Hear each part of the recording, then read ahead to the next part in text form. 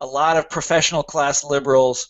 Look, this is a party that has promised all sorts of things for decades and hasn't delivered on them. You go back and look uh, at Bill Clinton, who's kind of the bad guy in Listen Liberal. I still, I look at Barack Obama, and that's a guy that I have a kind of, I like him. I like him at a kind of at a personal level. I mean, I don't know the man, but I feel like I would. You know what I'm saying? I would like him. He has some charisma. But, yeah, and Bill Clinton has that too. But you look at the things that Bill Clinton did, and they're so profoundly bad. So, but if you look at how Bill Clinton was elected in 1992, he was talking about inequality. He was talking about the same things we're talking about now. The problem wasn't as bad then as it is today, but it was there. Everybody was angry about it, and he was out there on the campaign trail talking about it all the time. And it's just gotten worse and worse and worse. And these guys will do anything to not have to take an issue like NAFTA. Okay, NAFTA. This is bad conscience in the biggest way. Okay, this is something that it was a Republican trade deal negotiated by George Bush Sr. But George Bush couldn't get it through Congress, right? Because Congress at the time was controlled by old school Democrats. So Bill Clinton comes in, he gets it done. And it's the whole Clinton show. It's him and Rahm Emanuel as his right-hand man, the Democratic Leadership Council. All these guys are in there, they get it, they do everything in their power, and they get it through Congress. And it was, for Clinton, it was his greatest moment. He was so proud of this because he had showed labor who's boss.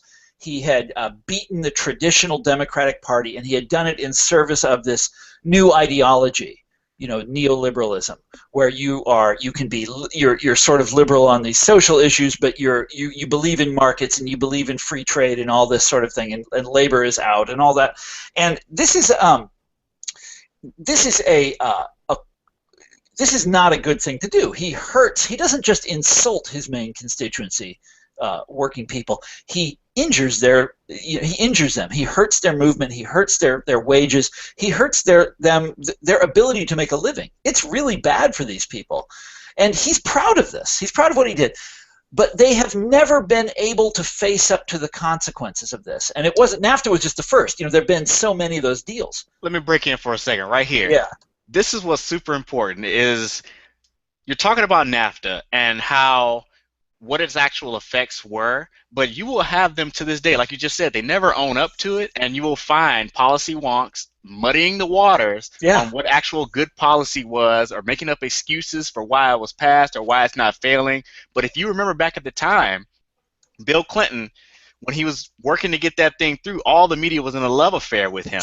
And and even now, after we've seen the results of that presidency, they still keep talking about it in this almost like a Reagan-esque reimagining of what actually happened during his presidency.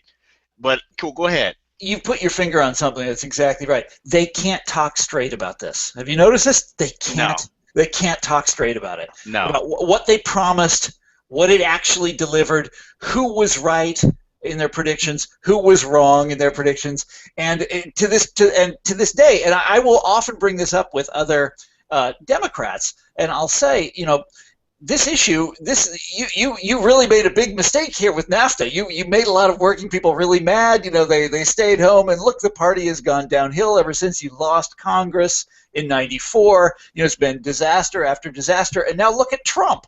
Look at this guy, but it's not just Trump. I mean, every presidential candidate in the last 8 years has promised to do something about this. Obama himself promised it in '08 that he would renegotiate NAFTA. Bernie Sanders, of course, is hitting it, and is hitting home runs with this thing. And he's doing so well with it that Hillary Clinton has to, distance herself from it now. But none of them can admit that this was a mistake. And more on top of that, it seems like if they win election, when they don't do anything about it, they say, well, they never said they were going to do something about it.